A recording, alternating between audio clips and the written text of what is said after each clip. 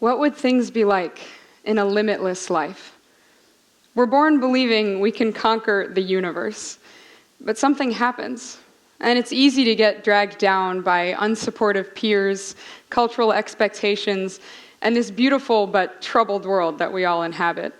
And eventually, some of those limiting beliefs leak into our brain until we absorb and bear them as the undeniable truth, coming up against others' perceptions of our gender, our race, age, size, sexual orientation, religion, or lack thereof, or any number of societal classifications.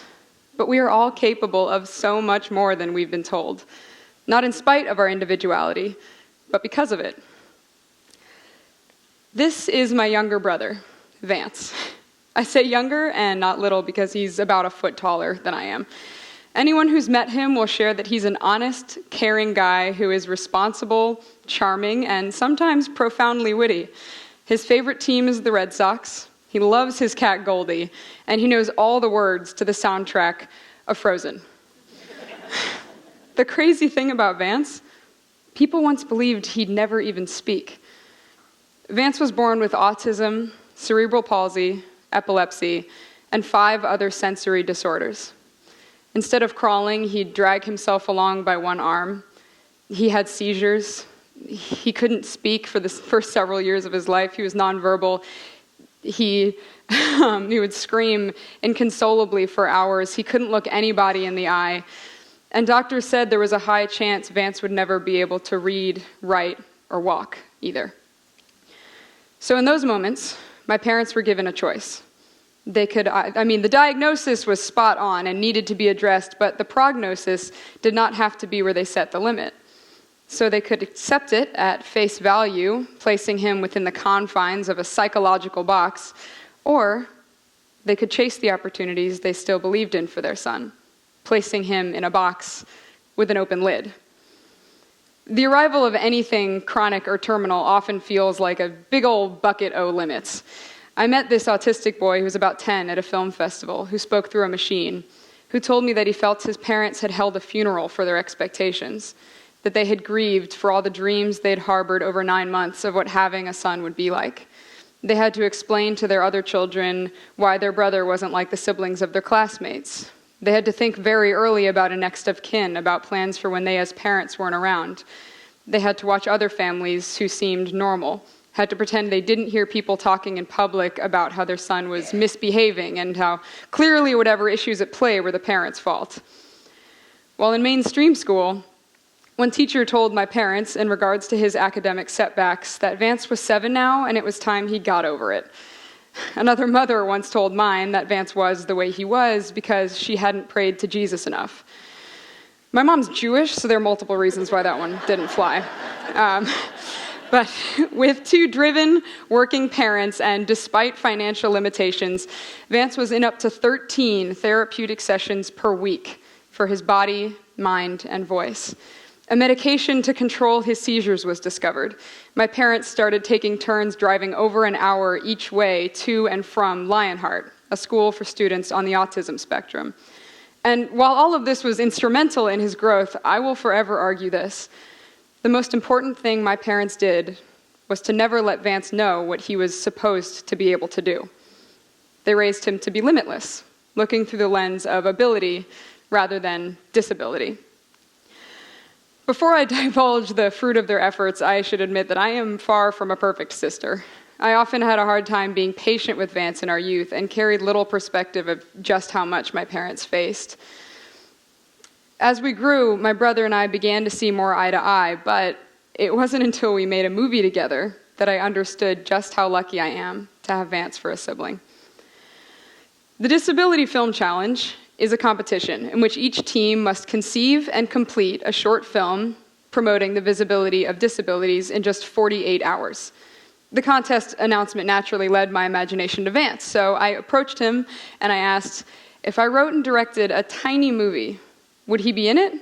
And he agreed to star, providing he didn't have to kiss anyone, didn't have to say bad words, and didn't die. I had never directed at this point. He had never acted, but we were limitless, or We pretended to be limitless, at least. So we shook on it, assembled a small, incredible team of volunteer professionals, and got to work. This project was the result. Bumblebees ended up winning the Disability Film Challenge last year. Thanks. Thank you. Blown away, I started doing research and I found an entire demographic of programs collecting disability-specific content.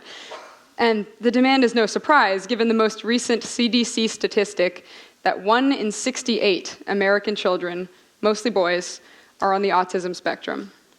1 in 68. And thanks to these recent bursts in awareness, our film was accepted at or invited to over 30 film festivals around the world, winning a handful of awards in educational or socially driven content. And the more feedback we heard, the more we pushed our limits. As I watched complete strangers fall in love with Vance on screen, I too watched him for what felt like the first time, with fresh eyes, without expectations. Not only did I newly value him, but this all forced me to dissect my relationship with film itself. I had never before pushed back against my limits, or my perceived ones, to distribute and create my own content. Communicating with others through an artistic medium, however small, sparked some dialogue, and I craved to be a part of more of that. Meanwhile, Vance is 20 now. Someone said he'd never walk, and he's the co-captain of a winning baseball team. Someone said he'd never speak, and the other day he told me that he found the atmosphere in Chipotle overwhelming. Direct quote. He went from avoiding all eye contact to working at a community center where he greets everybody and checks them in. My parents and the Lionheart School guided him to limitlessness, from having no friends and teachers who didn't care, to having a teacher who lovingly refers to every meltdown as an opportunity for growth, and a young lady who is essentially his girlfriend. Don't let it get out that I told you the latter, please. So the boy who couldn't talk until the age of 7 is now the young man who helped lead a workshop at the National Inclusion Institute about the importance of family inclusion during early intervention. I had the privilege of speaking alongside him as well on a panel about the intersection of disabilities and film at Harvard Medical School in front of over 500 people. And Vance continues down his path of limitlessness. He was playing baseball in the yard alone the other day when a group of teenagers drove by several times, throwing their trash at him and calling him a retard. Upon hearing what had happened, I was livid. My mind, tainted and cynical from my own bias, went to a place of heartache for him and animosity towards these others. But Vance's response? He said, "I feel sorry for them." In his mind, their taunts did not align with his truth. He had never even considered the fact that he had been labeled limited. He had forgotten that concept completely. So it all comes down to this. Don't rob yourself or anyone else of the immense power that we are all born with. Life relentlessly teaches us doubt. Just remember that you entered the world knowing nothing but opportunity. What would you be capable of if nobody told you that you had limitations? Thank you.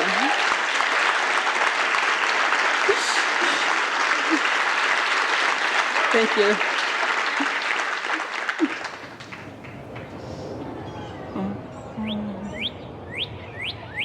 People say that the bumblebee should not be able to fly. According to the laws of aerodynamics, his wings are too short, his body is too big.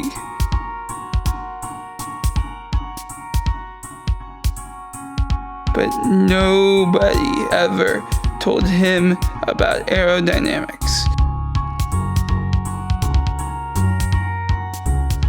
So he doesn't know what he is and isn't capable of.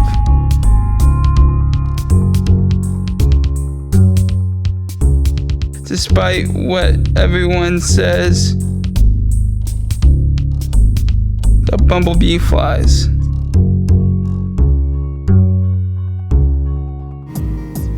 I have autism cerebral palsy, epilepsy, and some other things.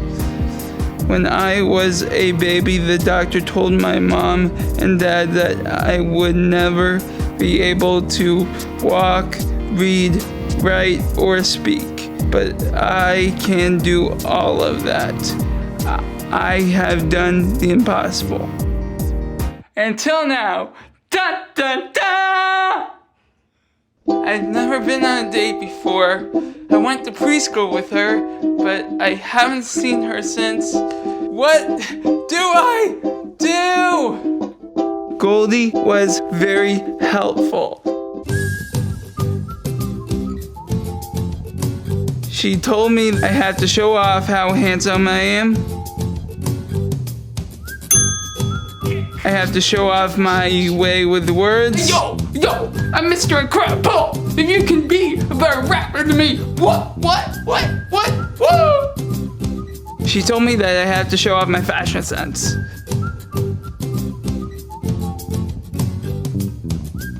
Most importantly, I had to show off my moves. Thanks to Goldie's coaching, I'm ready for my date. Paige told me on the phone that she would bring a balloon to make it easier for me to find her.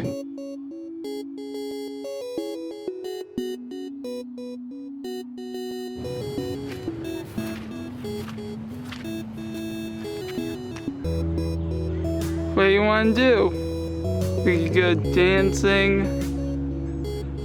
You could go to a fancy restaurant. You could take a trip to Italy. You want to go to the playground?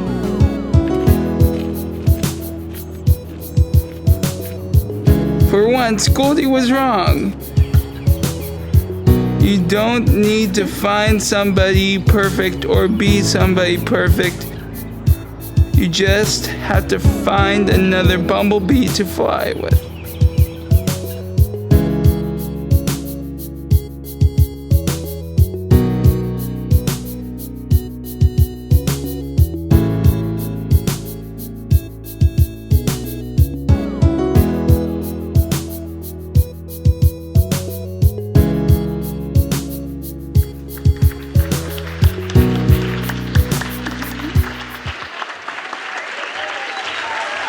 Thank you.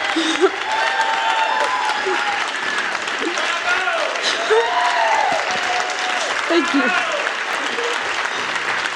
Thank you.